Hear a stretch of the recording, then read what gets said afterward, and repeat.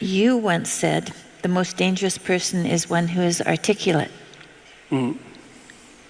What would you recommend to a one who wants to learn to speak in a more articulate manner?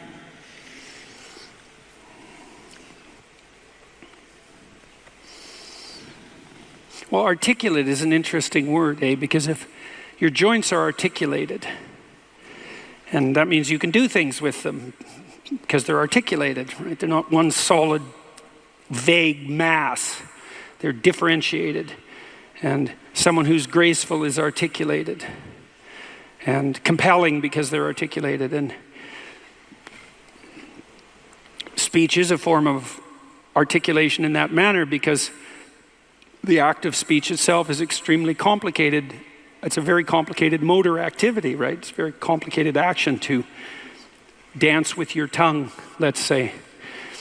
And it is definitely the case that there is no more exceptional form of the capacity to be dangerous than to be articulate. And one of the things that really shocks me, part of the reason that my son and I and our co-workers developed this essay app, is that young men in particular are never taught this. It's like, well, why be literate? Well, do you want to be competent and dangerous, or do you want to be vague and useless? Because those are your options. And I don't care what your job is. It doesn't matter what you end up doing. You know, if you're a plumber, I have great respect for plumbers, by the way, and you're articulate, you can negotiate with your clients, you can introduce your coworkers, you can make a case for your employees, you can advertise your services, you can think through your problems. You're firing on all cylinders. Our whole culture is based on the idea of the supremacy of the word. Our whole culture is based on the idea that it is the word itself that extracts habitable order from chaos and possibility. And the reason our culture is predicated on that is because it's a deep truth. And to the degree that our culture actually embodies that, it works. So it's a great thing to be articulate. And it would be so lovely if our educators were wise enough to communicate this appropriately to young men who are striving forward, and to let them know in no uncertain terms that if they want to make themselves into forces to be contended with, that there's no surer route to that than an exceptional poetic literacy. Now, it's not like young people don't have an intuition of this. There are reasons they admire rap musicians, for example, who are often extraordinarily articulate in their performance and their capacity for spontaneous poetic utterance.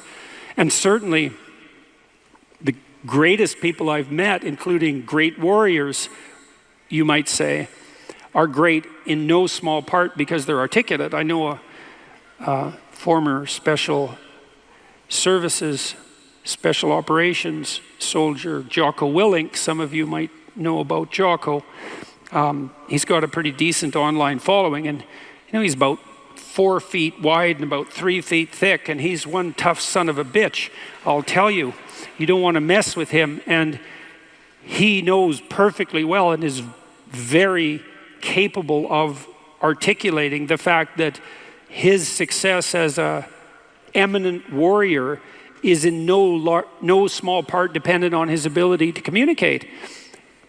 Because he could communicate well, he could listen to the men who were under his command.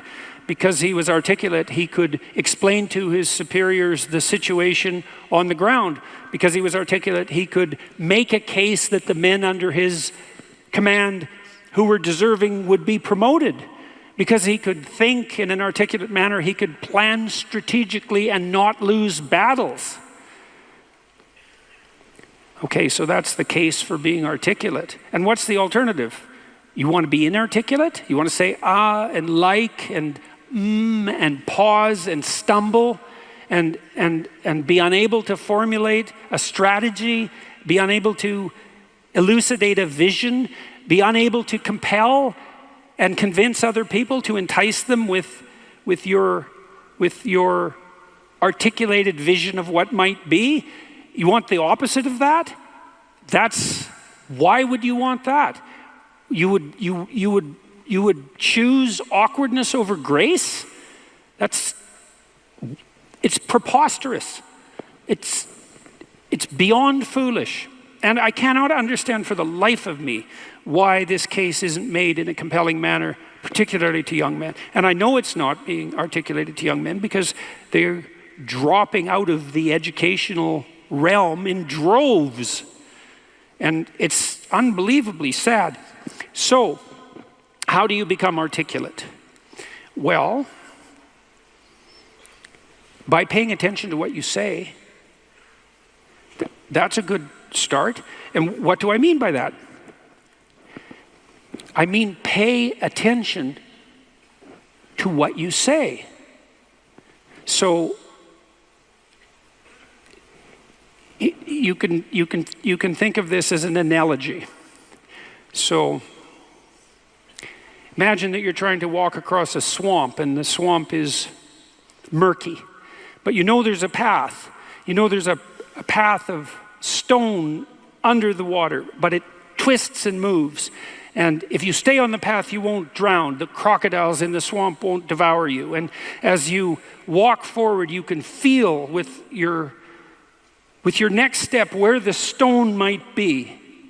And then you feel it's solid, then you take that step, and then you do the same thing with your foot again. You search and you find out what's solid, and you step on it, and you move forward in that manner. That's what you do with your words.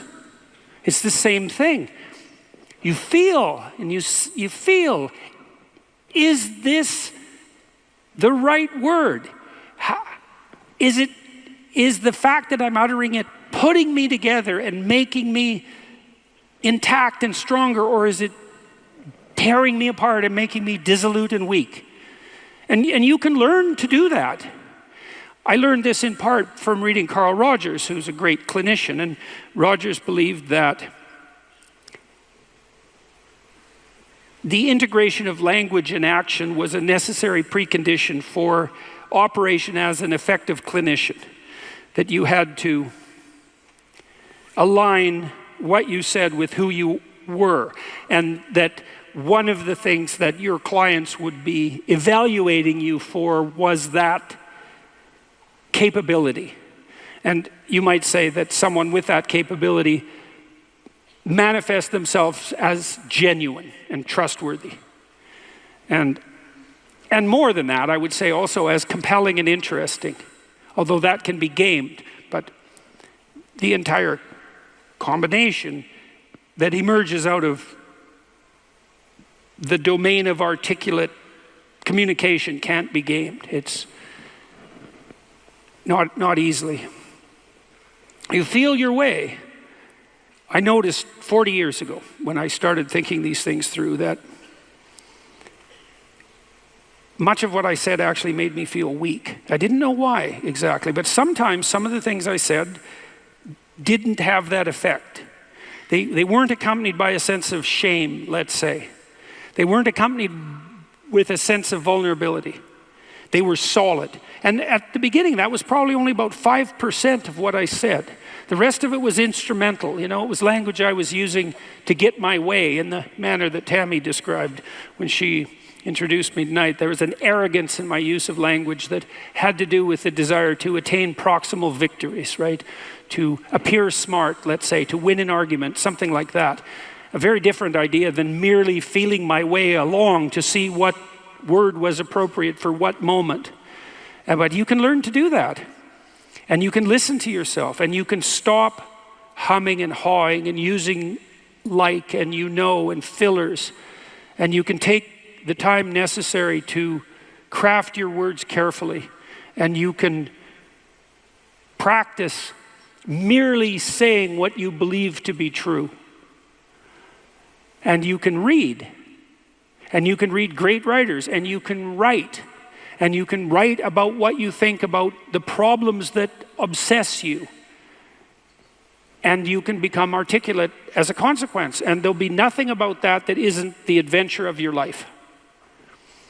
And so it's a moral endeavor in some real sense. Right? To become articulate is to become the master of your own tongue. And to become properly articulate is to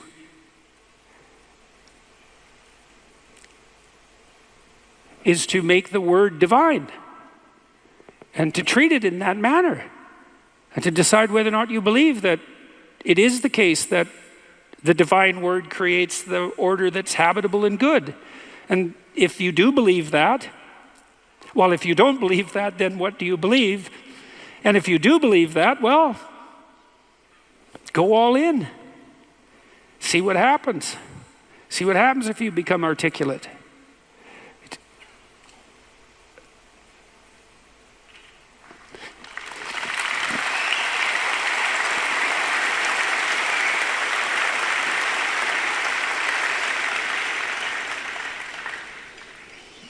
I'll give you one more small example. Tammy touched on this in the introduction too. She said she'd learned to pause. You can pause. It's a prayerful pause in some sense. When you're in a discussion with someone, you can ask yourself, they might present you with a question or a conundrum or a proposition, and instead of responding with what you know to be right, so to speak, you could just ask yourself, what do I actually think about that? But it has to be a real question. It has to be the kind of question that you'd pose to someone you didn't know. It has to be a question predicated on the idea that you might not know who you are, and that you could ask. And so someone will present you with a question, you think, okay, what do I think about that? But you have to want to know the answer, and then the answer will make itself known, because that's how thought works, and then you can just communicate that answer.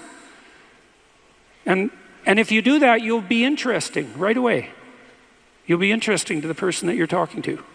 And if they do that to you, they'll be interesting too. And then if you both do that, you'll have an interesting conversation. And if you have an interesting conversation, you'll both grow as a consequence. And that's actually the pathway to growth. And you just wait. You can wait. You can open yourself up to the possibility that what needs to be said will make itself manifest, if that's what you are striving for, if that's what you're asking for. And then you can merely communicate that. You have to abandon instrumentality to do that. So one of the reasons Joe Rogan is so successful, by the way, is that that's what Joe does. He just asks questions. He isn't trying to get something from his guests. He's not trying to become more famous. He doesn't need any more money. There's no instrumental utilization of language in his discourse. He's just a humble lunkhead, in the most profound sense, who would like to know more than he knows, and who asks all the stupid questions he can think up. And it turns out that he's actually very, very smart and very well educated now, after talking to hundreds and hundreds of people and listening. And so the stupid questions he asks aren't stupid, and they're questions that are shared by virtually everyone who's listening. And he takes his listeners along on this process of exploratory endeavor, and it's the pathway to success. And the same thing can be true of your life. The pathway to success is much,